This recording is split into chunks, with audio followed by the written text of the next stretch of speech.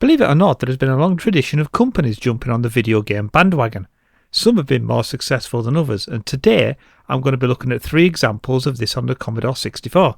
This is a multi-part series moving up through the generations, but for the first part today we're going to be looking at Muncher, Mad Mix Pepsi Challenge, and today's first game, Mr. Wimpy.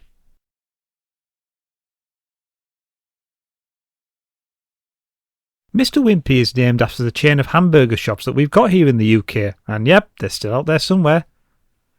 Released in 1984 by Ocean Software for the ZX Spectrum, the BBC Micro, the Auric, and here on the Commodore 64, the game starts with Mr. Wimpy having to cross the kitchen to get the ingredients for his burgers. He has to avoid the moving manholes to get there while avoiding Waldo, who may steal any items you've got.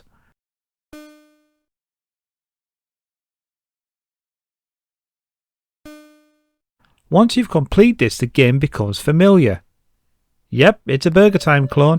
Exactly the same game mechanics. You walk over the pieces of the burger to knock them down a level and try to finish up your finished burger on the bottom. You can freeze your enemies by spraying them with pepper, and you can top up your pepper by collecting the coffee cups for ice cream. You can also squash the baddies by making burger pieces fall on them from above, but they do reappear straight away. These levels are very hard, and sometimes you get trapped, but overall it is a fun little game. If you like Burger Time, then obviously you're going to love this game. There's no music to speak of in this version, save for a little ditty when you win, but it's 1984, it's a good game. There was actually a Mr. Wimpy Championship which a 14-year-old Andrew Blackley won. I wonder what happened to him, I wonder what his prize was. The next game is Muncher, and this was designed with the Chewits monster in mind. Now, do you remember these adverts?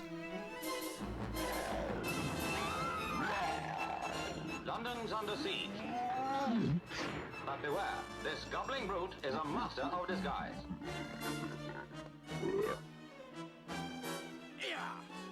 Do not confront him.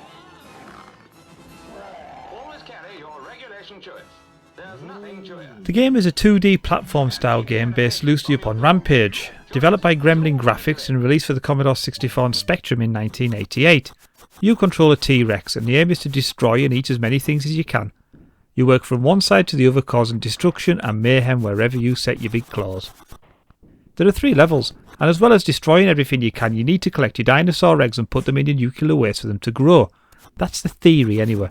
This game isn't anywhere as good as Rampage. It moves very slow, and as big as the sprite is, and it's massive, a little more fluid gameplay wouldn't go amiss. It's not that great game, I'm afraid.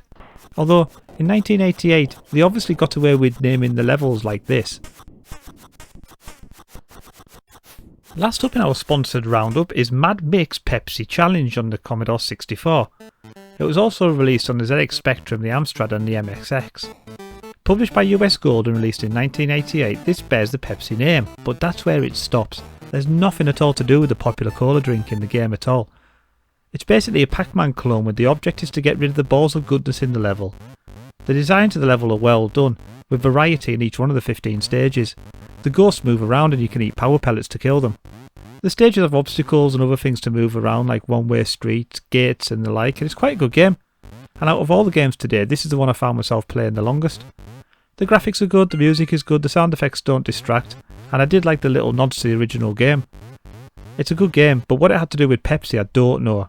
It screams that this game was a competition winner and the prize was to get the game released with the Pepsi logo. I'm not entirely sure about that. Zap gave it 48% and didn't really like it. I did, however, so you can go and make your own minds up.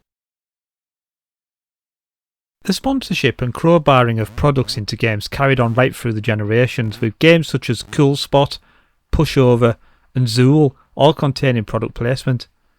Are there any other games that fit the bill? Let me know, but for now, thanks for watching this episode and I'll see you next time on Noob Game Reviews.